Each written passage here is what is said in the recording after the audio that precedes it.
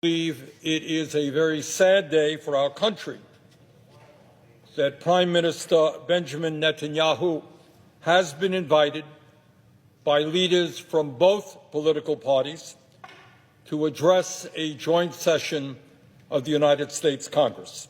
Mr. President, 2 days after the war began, Israeli Defense Minister Yoav Gallant said, and I quote, "I have ordered a complete siege on the Gaza Strip.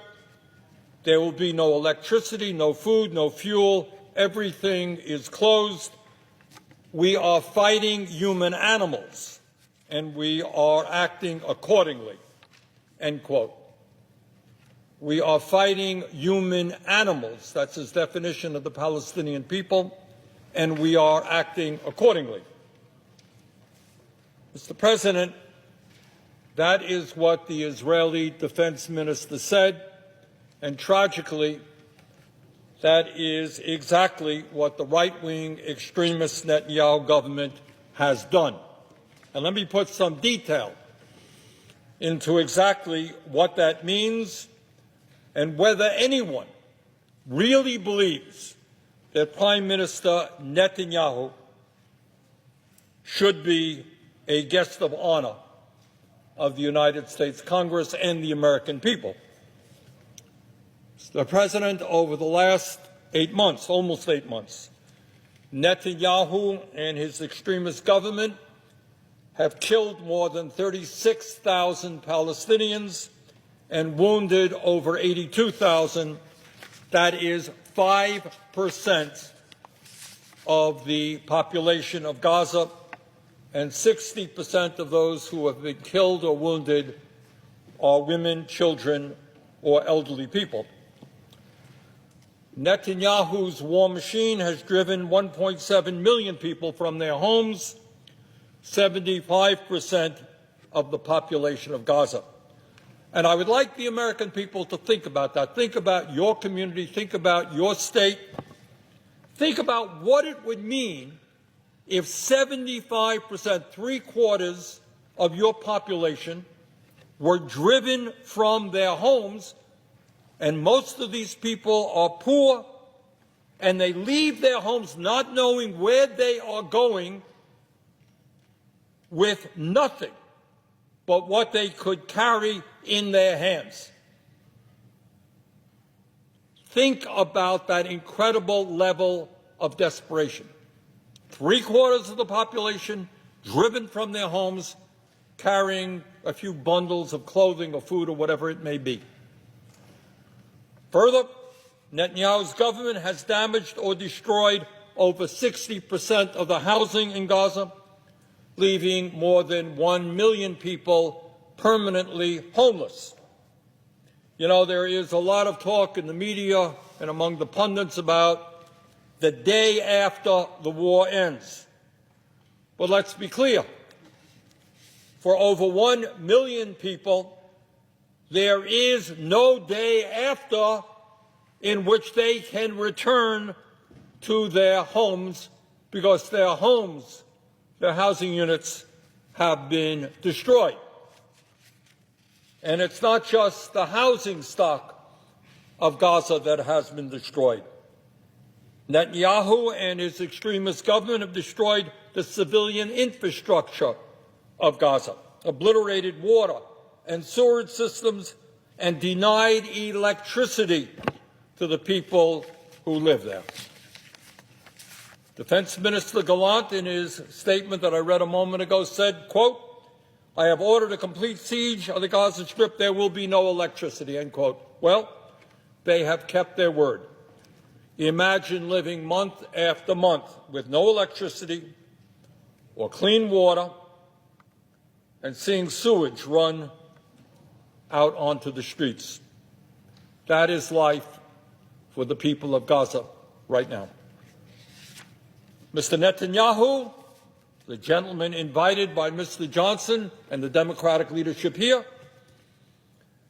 Mr. Netanyahu and his government have annihilated Gaza's health care system. And I have talked to doctors, American doctors who have been there, who talk about the systematic destruction of their healthcare system. 26 hospitals have been knocked out of service, and more than 400 healthcare workers have been killed. 400 healthcare workers killed. In other words, there are some 80,000 wounded people in Gaza and hundreds of thousands of people who are sick. According to the World Health Organization, as of May 5th, there were hundreds of thousands of cases of acute respiratory illness and diarrhea, including 110,000 children. And yet, despite all of the injuries caused by the bombings, despite all of the sickness caused by the lack of clean water, there is virtually no health care available to these people because the health care system in Gaza has been almost totally destroyed.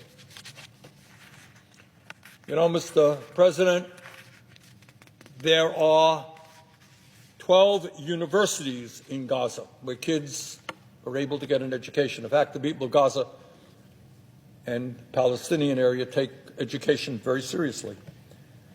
Every single one of these 12 universities has been bombed, as have 56 schools. Today, 625,000 children in Gaza have no access to education. And I would ask the American people just to think about what is going on psychically, psychologically, to the children of Gaza. Imagine being in a place where drones are flying all over the place. Maybe they are with weapons, maybe not. Buildings have been destroyed. Your relatives have been killed. You don't have any water. You don't have any food. You're driven from one place to another. What kind of permanent damage will occur to virtually every one of these children? What a horrible experience it is. And maybe most importantly, when we think about the wisdom of Mr. Netanyahu being invited to address both houses of Congress, an honor to address both houses of Congress and the American people, we should remember that his government, according to virtually every humanitarian organization functioning in Gaza, has intentionally blocked humanitarian aid. That is food, water, medical supplies, from reaching the desperate people of Gaza, which has created, on top of everything else, the conditions for starvation and famine. And, Mr. President, I would tell you, as you probably already know, that blocking humanitarian aid and creating the conditions for famine is not only an act of extreme cruelty, using starvation as an act of war, but it is a violation of both American and international law. It is a war crime. That is what it is. And let me say a word about what is going on in Gaza right now in terms of malnutrition. According to the United Nations, since mid-January, at least 30 children have starved to death. More than 93,000 children under 5 have been screened for malnutrition. 7,280 were found to have acute malnutrition, including 5,600 with moderate acute malnutrition and 1,676 with severe acute malnutrition. But importantly, that is just what we know. The full reality is likely much, much worse. But Israel has prevented journalists and the media from getting into the most desperate areas in Gaza. You know, Mr. President, we, as we all know, are in campaign season.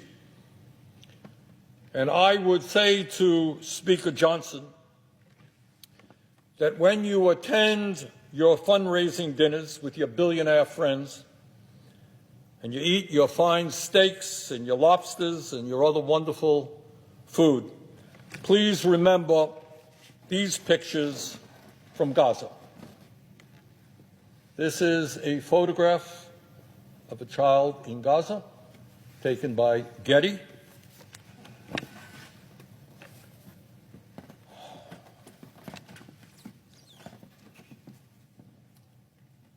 This is a photograph of a child, and his or her mother, taken by Reuters, and one doubts very much whether that child is alive today.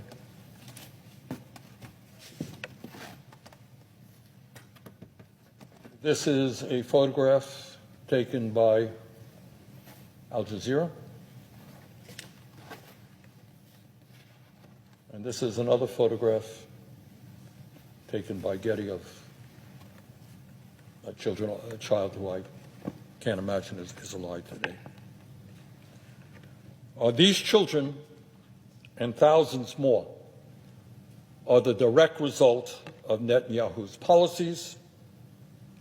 Netanyahu, the man Speaker Johnson has invited to address Congress. No, Mr. President, I will not be in attendance for that speech. I yield the floor.